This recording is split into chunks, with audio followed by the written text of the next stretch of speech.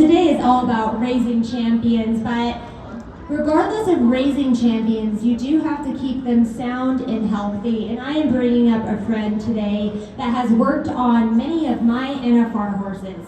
And he keeps them sound. When they fall down or they do something silly, he comes, we call the guy, right? And we call him the guy because his name is Guy Winters.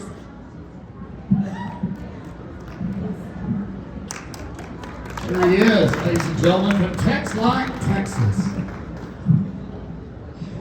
Guy, I know who you are because you've worked on my horses. So let's tell everybody nothing. I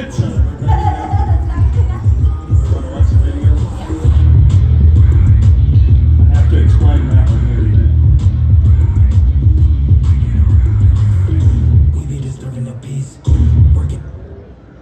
What's really cool about this super short clip is that you guys may not know it, but Guy Winters is actually the husband to an NFR qualifier and a Calgary Stampede champion, and also was a great stock contractor, put on rodeos. His son is a Mountain State Circuit bareback rider, and you just come from an entire family that has deeply instilled in rodeo, and now you are raising your kids as champions, as well as after, mind you, raising me as a champion.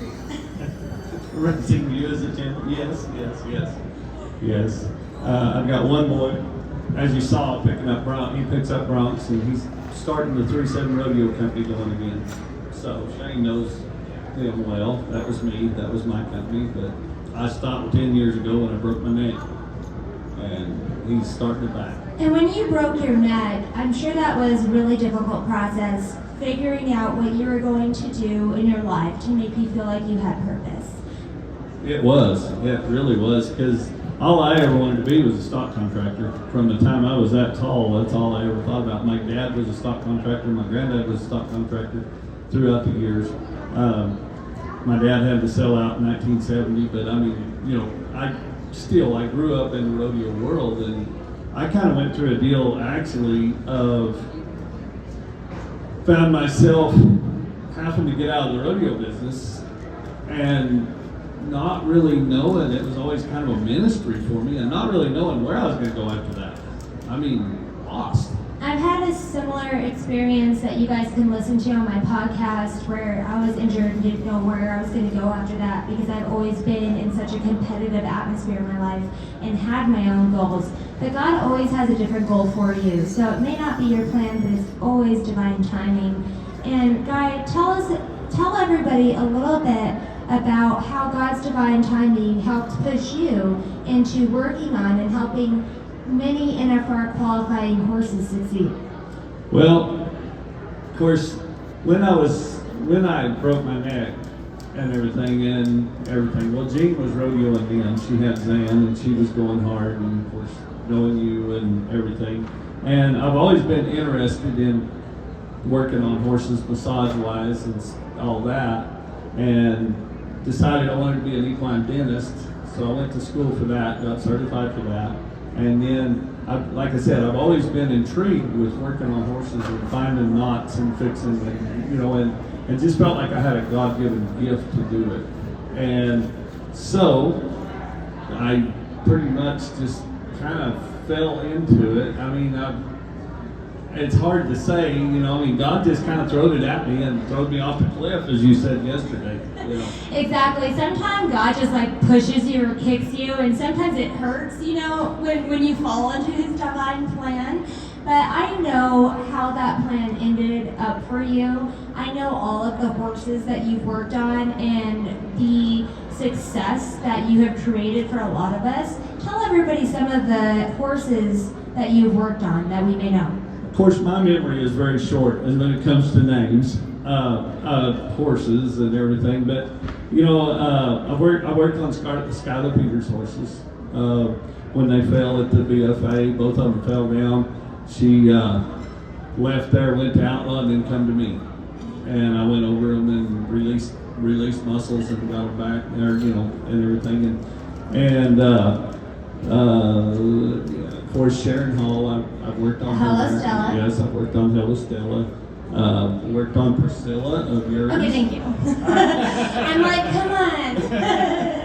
So I have a really nice mare that ended up falling down really bad, actually at one of the Patriot qualifiers, and I called the guy, whose actual name is Guy, to work on Priscilla, and she came back and broke an arena record for me prior to coming out here for the big Patriot race, and then we ended up winning a round of the Patriot race on her. So I can't be more grateful because she honestly felt like I should leave her at home at that point before you worked on her. Right. Well, and Angel also. I mean, one night I'm laying in bed. I was at Antonito, Colorado. Had been working on horses. I'm laying in bed at 11 o'clock at night. I get a text from Sydney. Angel fell. Where are you at?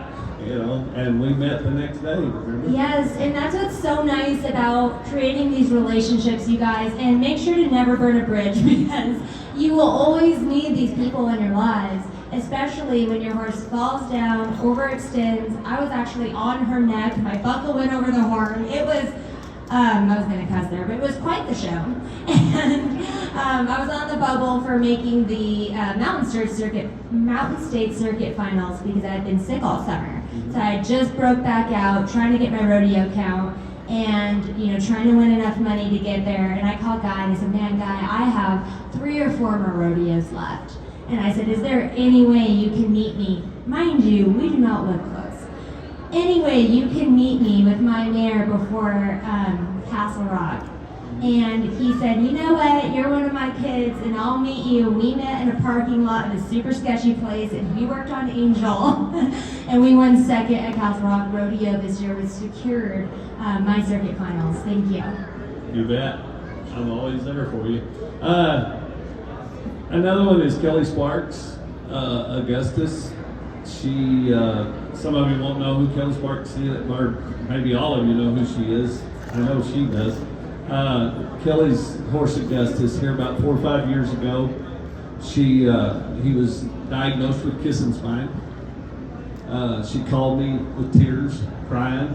"What do I do? What do I do?" And they're wanting to do surgery. What do I do? And I probably shouldn't have said this, but I said, "I'd really rather you not do the surgery. Let's just work on him." And we worked on him several times after that. I mean, I really worked hard to get those muscles relaxed, look down low under the ribs and everything, which release that tension on the spine. And he's won, numerous things. He was high point. He had the fast time at the CBT race in Amarillo 2 weeks ago. He won the shootout in Oklahoma City last year. He's won a lot of big deals, and everything. That's really neat that he did all that and came back. And, I said, I'll have to explain the deal on the video of the breakaway roper. That's a girl from Canada. And I wish we had the before video on there. Sydney saw it. She's at a big roping and her horse is out there and he can't even run. He's got his ears laid back and she throws a rope and he just kind of jams his front feet in the ground and does that. And I went in, I did his teeth and fixed his body, and that was the run right after I did all that. And where he went in and just roped and set and slid like he's supposed to. Guy, with all your experience now, I'm real curious to know, what is the common issue that maybe is overlooked?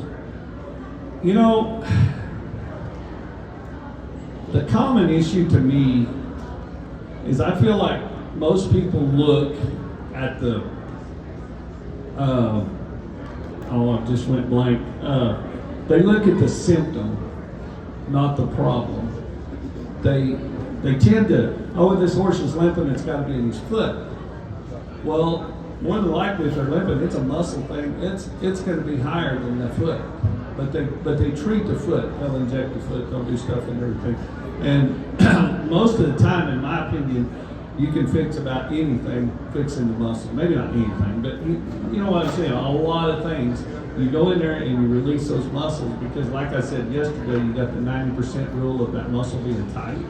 And when it's tight and it's pulling on the tendons and ligaments, then all it takes is a slip because you don't have that you don't have it. And I mean, like when you have a horse with an injury and they come out of an injury, I've told you this before, when they come out of an injury, that's the time we need to fix them. Because they've got them up, even when the vet says they're good to go, there still could be a muscle tight up in there. And Something that caused the initial problem. right. The cause is usually in a different spot than the symptom. Most people go after the symptom, they don't go after the cause. And we'll be on the road and we'll decide, my horse needs injections or this and that. And sometimes they do. It really is hard on the rodeo road. However, I'll get my horse injected, don't get me wrong, because I want to win. Right. But I will always call you and figure out how to get in touch with you, because there is no way that that's going to last unless we target the initial problem. Right, and there's times, honestly, I've sent people, I'll be like, I'll release a muscle and they'll come back a week later and it's tight again, it's got that knot back, and I'll release it, and finally I'm like, and I've done this with a lady, well, she's here in Vegas, not running, but she's here, but with her horse, I mean, it just kept coming back, and finally I'm like, go get these feet injected. And they got the feet injected, took the inflammation out of the feet, and then the muscle, I was able to fix the muscle and it stayed. I was just chasing that feet, and the problem was up high, but I needed that, I needed the inflammation out of the feet before I could fix the muscle. It's so true. We really have to stay super balanced in taking care of our equine athletes. And I'm lucky enough to have your cell phone number in my back pocket. But if someone here would like to get a hold of you in order for you to work on their horses in a bind, how do we get a hold of you? You can go on Facebook. I've got just a Guy Winners Facebook page, and then Who's that guy? Yeah, and then then I've got a Guy Winners Equine Services page. That's probably the worst one to try and get a hold of me on, because I am horrible at keeping up with that kind of Okay, stuff. time out. Call Jean, his wife, Jean Winners. She's on Facebook. Get a hold of the wife like you would any man, and you can get a hold of Guy, and hopefully he can fix your problem. Or just call Cindy. She's got my number.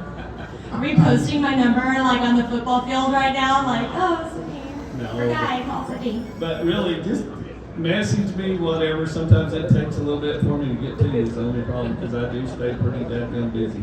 So. But what's really cool about Guy, before we close with him, is that we had a video back here of a pony just rolling around in the sand, and he had so much passion talking about this pony, the same amount of passion that he had talking about the pony as he has my NFR horses, as well as some of the top maturity horses in the world. And that's what's so cool about him, because no matter who you are, he's going to put his heart and soul into helping your equine athlete be their best. I try. Thank you guys so much for coming on tonight. He proven that as a stock contractor, he did everything that he could for a rodeo to make it the best. So it doesn't surprise me that he does everything that he can to make a horse feel better. Thank you, guys. Thank you, Shane. Shane, why don't you